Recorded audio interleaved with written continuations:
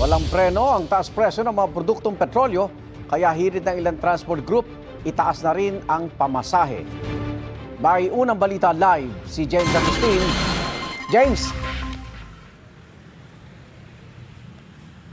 Igang, good morning. Nabawasan na raw talaga yung kita ng mga jeepney driver dahil doon sa walang patid na pagtaas ng presyo ng produktong petrolyo. Kaya ang hirit ng ilang transport group, payagan na raw sana yung pansamantalang piso na dagdag pasahe sa jeep.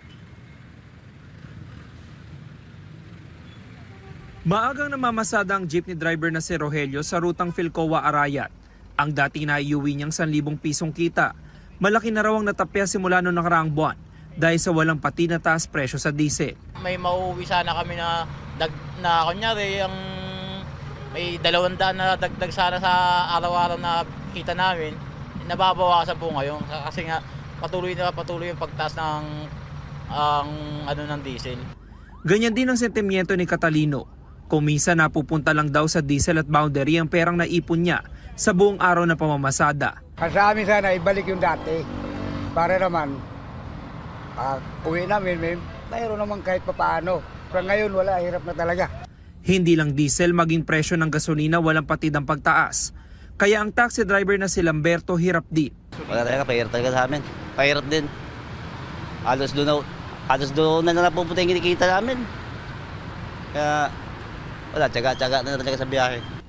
Ngayong taon, 6 na beses ng sunod-sunod na linggo tumaas ang presyo ng gasolina habang 7 beses ang diesel. Kaya ang ilang transport group gaya ng Pasang Mazda, humihirit na ng pansamantalang pisong taas pasahe sa jeep. Kung mapagbibigyan, malaking bagay sabi ng mga jeepney driver. Pabor yun sa amin kasi kami mga pamilyado kami kaya gusto rin namin madagdagan. Mas dabis namin yan kung magdagdag piso sa pamasahe.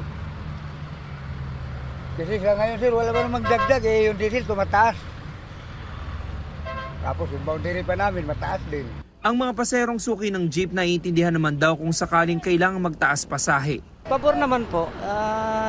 Yun nga po, para naman sa mga drivers po yan na mamasahero, lumalaban ng patas. Ayag akong taasan pero dapat yung produkto, mga bilihin, babaan din. Kasi hindi balance Tataas ang pamasahe, tapos ang bilihin, pataas ng pataas din. Ang Alliance of Transport Operators and Drivers Association of the Philippines o ALTODA, iminumungkahi naman magbigay ng fuel subsidy ang pamahalaan. Samantala, Igan, may pagpulong sa LTFRB ang ilang transport group ngayong linggo para naman mapag-usapan yung inihihirit nila na taas pasahe. Yan ang unang balita mula rito sa Quezon City. Ako po si James Agustin para sa GMA Integrated News. Igan, mauna ka sa mga balita, mag-subscribe na sa GMA Integrated News sa YouTube para sa iba't ibang ulat sa ating bansa.